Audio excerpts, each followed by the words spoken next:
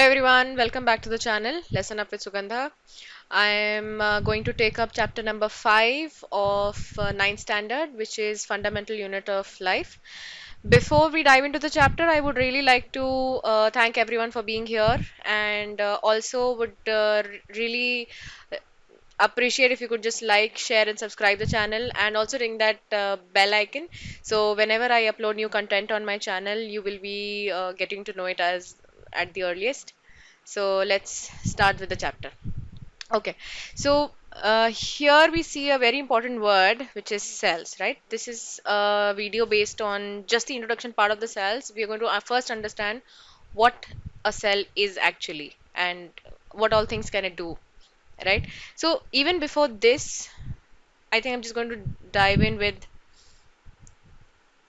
this part, living and non-living,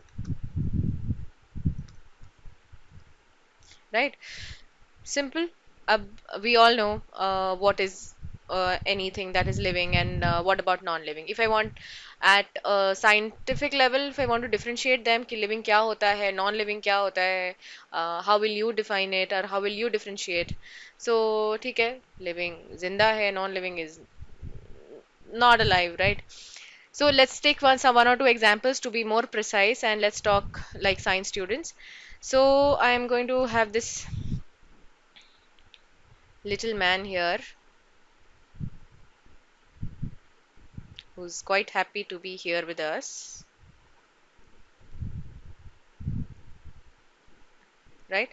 And for a non-living thing, I might just,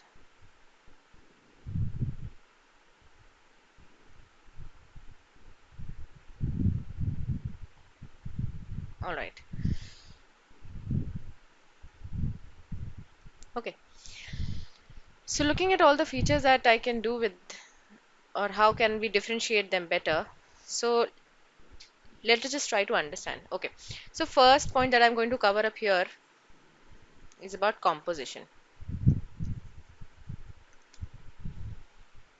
तो क्या इस living man में composition है क्या इसके अलग अलग पार्ट्स हैं yes बाहर से देखने में तो पार्ट्स हैं definitely the man has arms legs a head some hair thorax right internally also we know heart maybe some brain lungs intestine right a lot of things but looking at this non-living pencil, do we have any composition?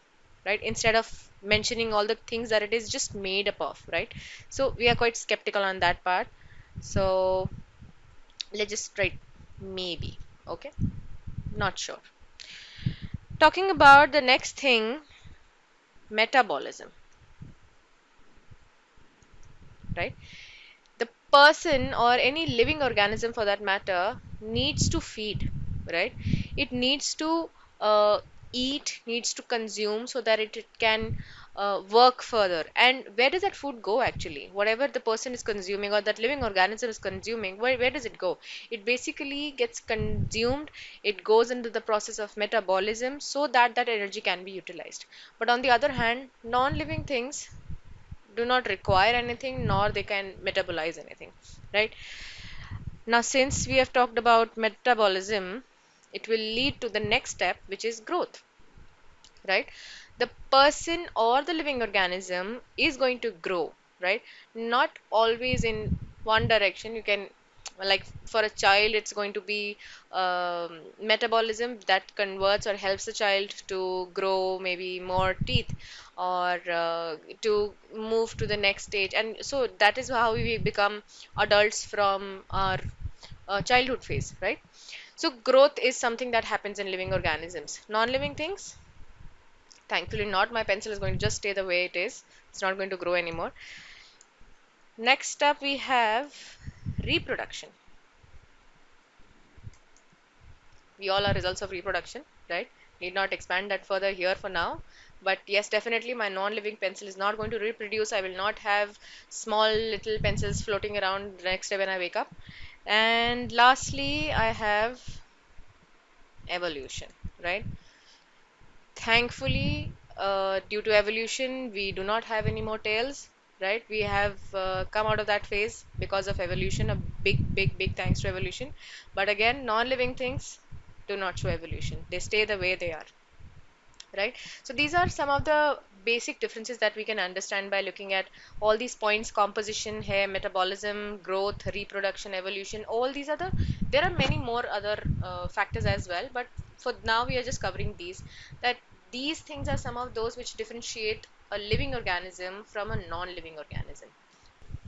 So now, after understanding the difference between living organisms and non-living organisms, let us now come down and talk about cells. So I want you to assume a house here. Okay, that's very awful looking house. Okay, so this house will have different rooms, a drawing room, a bedroom, a bathroom, different sorts of rooms. And if I come down to one single room, I will have different walls to it. And all these walls will be made up of what? Bricks. I can go down to the particle level also, but then here that's what our agenda ends, right? So looking at a house, we have different rooms. These rooms are made up of singular room, right? Room, and then this one room or each room will be made up of different walls, and these walls will be made up of what? Bricks. Similarly, I want you to imagine a human, right? So this human will definitely has a lot of organs, right? So as we can see from the outside, hands, legs, head, thorax, neck, right? A lot of things. But looking internally, this person can perform, or this living organism can perform a lot of other things as well. uh, Maybe call it as respiration, digestion, excretion, reproduction, lot many things, right? So what are these? These are the different organ systems that a living organism has. And these organ system, if I just look at one of these organ systems, respiration, let's say, so this respiration system also has a lot of different organs associated, right? The respiration includes starting from nose, pharynx, to bronchi, bronchioles, trachea, lungs, alveoli, lot many things, right? So organ systems will have organs. Now, what are these organs actually made up of? We can go down at the tissue level, right? And these tissues are ultimately made up of cells, right? So, any living organism coming from here, any living organism will be ultimately made up of cells. So, looking at these cells, we can definitely say that this forms the very basic or the fundamental unit of life, right? And not only a fundamental unit in terms of functions, not only in terms of functions, but in the form of structure, as we just saw, right? A lot of cells together will compose a lot of tissues, organs, different organ systems, and ultimately an entire organism, right? So cells could be defined as the fundamental and structural unit of life, right? Now understand one thing. I want to think about uh, maybe a fish in the pond, right? Maybe a tree outside your window, maybe the pet that you have, or maybe your BFF. What are these all, right? These are all living organisms, and ultimately, all these living organisms are made up of cells, right? You and I are made up of cells. The pet that you have is made up of cells. Ultimately, the trees, the flowers, your BFF, the fishes, everyone is made up of cells, right? And understand, we are all huge and huge cluster of cells, right? We are uh, multicellular organisms. But there are other categories also. There is this creature, amoeba, just for example, who is a single cellular organism, right? This organism is unicellular and it can very well survive, right? It can change its shape, it can consume, it can digest, it can do a lot of different things that we all can do, but it is a single cellular organism, right? It is structurally and functionally very much capable of doing everything that it has to, right?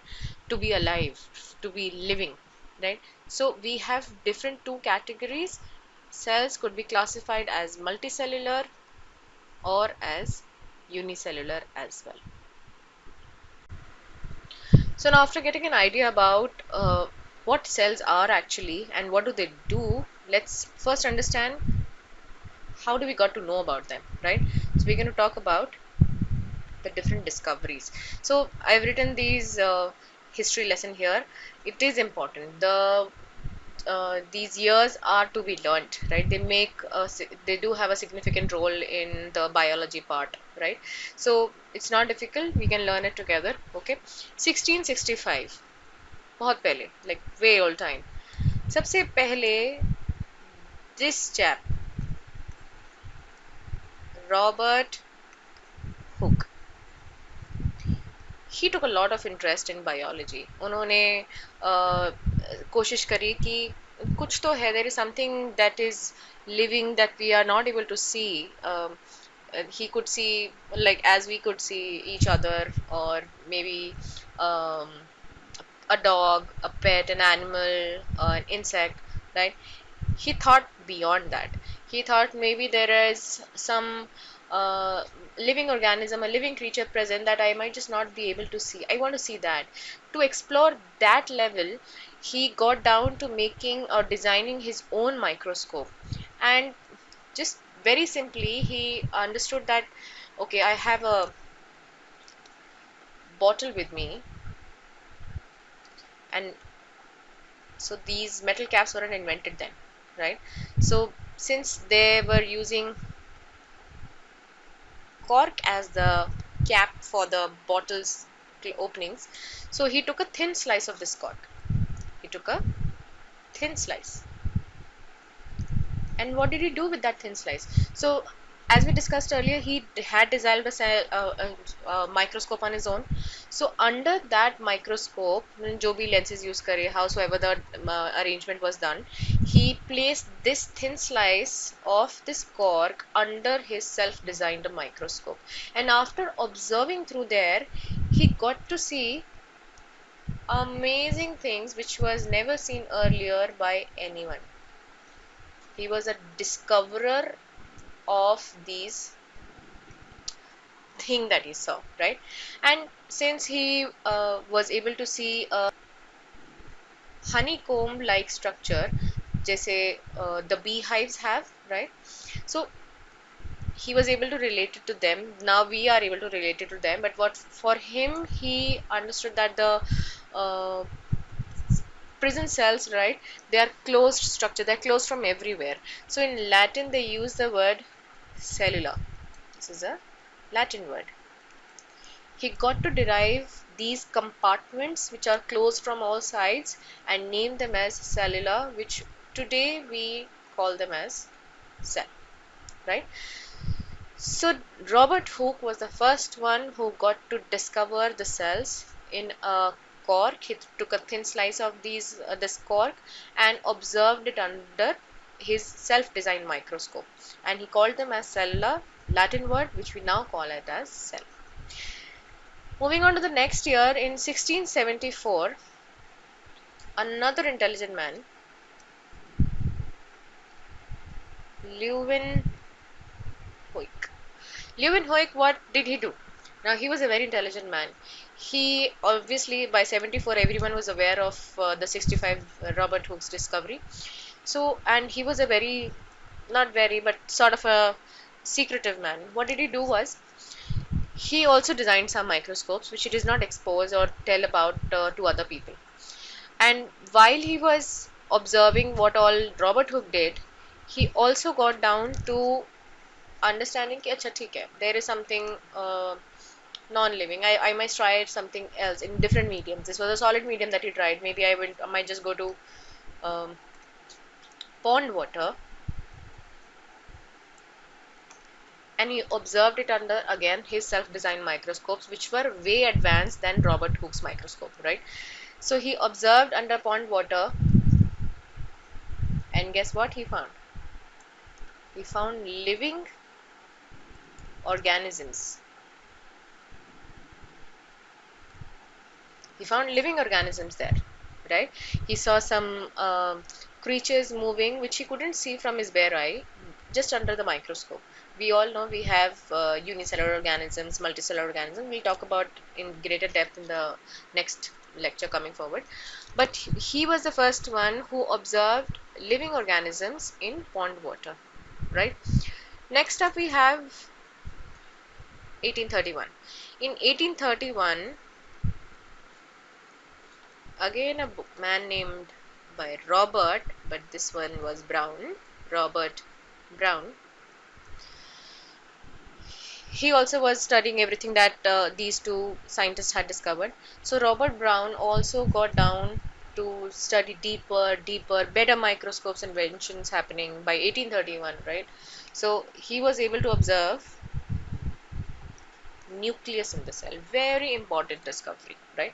He was the one to observe nucleus for the first time. That happened in 1831. 1839, who came forward? Purkinje, right? Purkinje came forward. He also, similar as Robert Brown, was studying pond water living organisms, maybe other mediums living organisms, cork cells, different platforms, different places that he was trying to understand. And he also knew about nucleus. So he was very curious about understanding. He got to discover protoplasm. Protoplasm. Protoplasm is what? Simple. Liquid present in cell.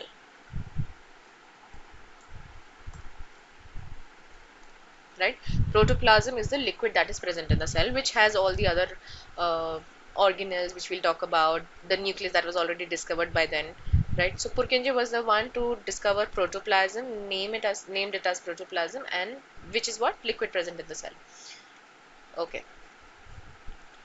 And the last 2 years, 1838, 1839. This is also very important.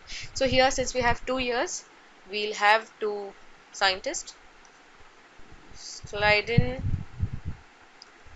and Schwann. Now, these two people gave a major theory in biology.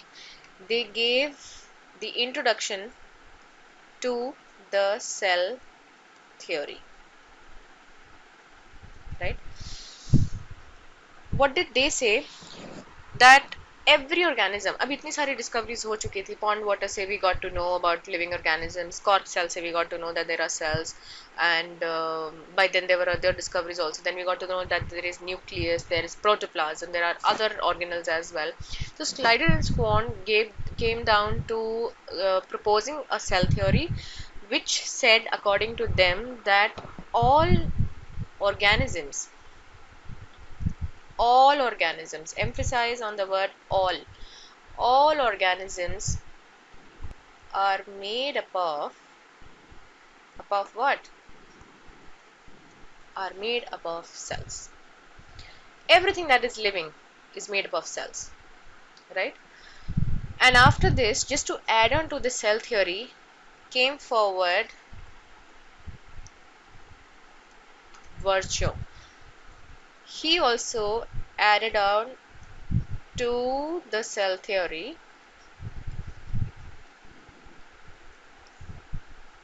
He also added into the cell theory and said that all cells come from pre-existing cells. So that means, just to explain it better, I have one cell, right? I might just call it as the mother cell. This cell will be responsible for giving birth to the daughter cells, right? That's how we call them, as just to give an emotional touch, we can just call them daughters. So this mother cell gives rise to daughter cells. So basically this theory could be stated as, what did he propose? That all cells come from pre-existing cells, come from pre-existing cells, right? So just to sum up quickly, 1838-1839, Schleiden and Schwann proposed the cell theory, which said that all organisms are made up of cells, as we discussed in the previous years. And in 1855 came Virchow, whose proposal was added into the cell theory, that all cells come from pre-existing cells. So now it is time to club up the entire cell theory that we've just understood. So first point will definitely be what we've learned in the previous section. What is a cell? Actually, we need to define cell first in cell theory, of course. So cell is a structural and functional unit of all living organisms. Everything that is living is structurally and functionally made up of cells, right? Second theory that was given by Schleiden and Schwann, it says that all living organisms are made up of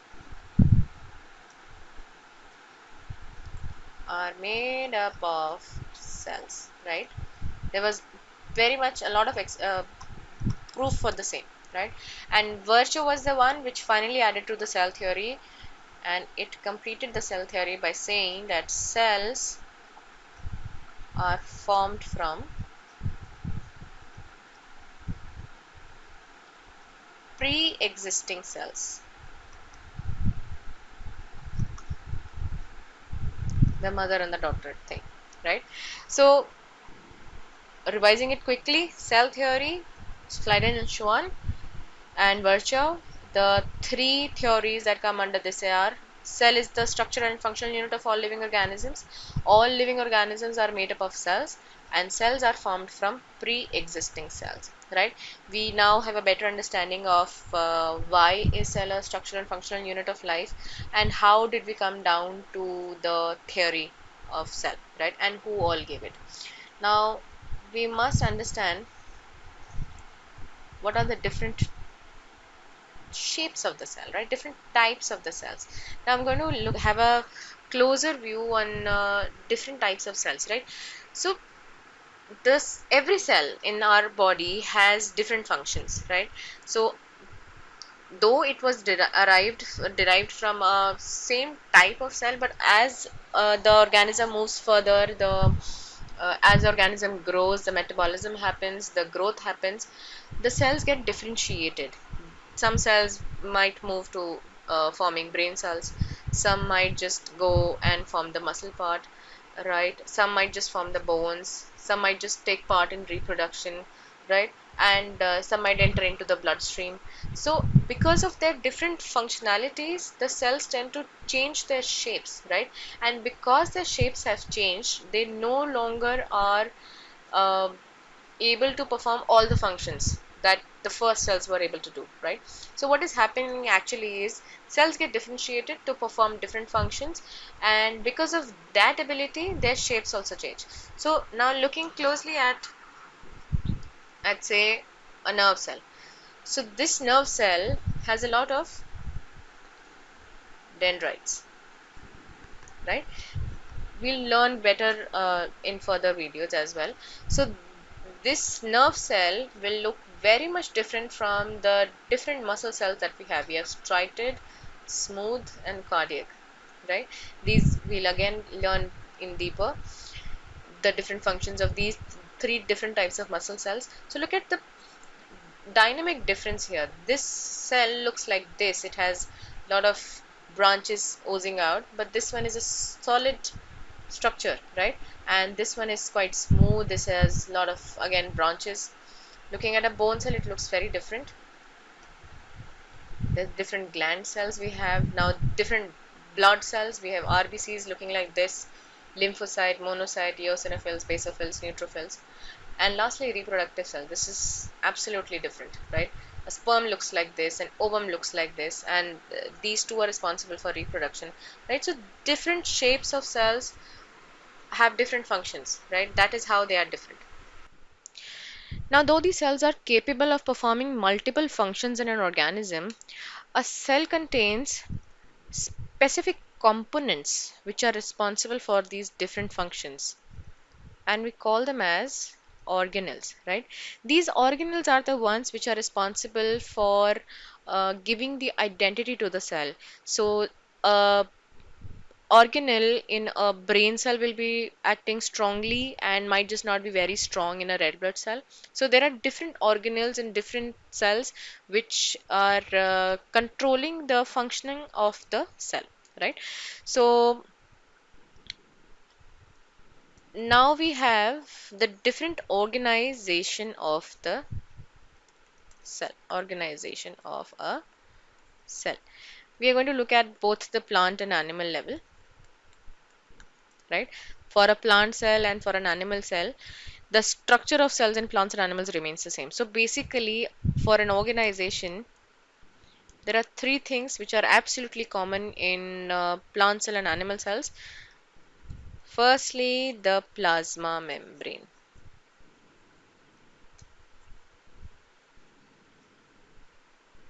right? The plasma membrane. Next, we have nucleus, and lastly, cytoplasm. There are other organelles also, which are, some of them are common, some of them are absolutely not present in one or the other. So, and how that is how the plant cells differ from animal cells. We're going to look about in greater detail in the next coming videos about the different organelles and organization of a cell. So this was just an overview about what are we going to learn in the next video, right? So I hope we have covered what is cell theory and what is cell, how is it the structural and functional unit of life, and basic the important history part here, right? So see you in the next lesson.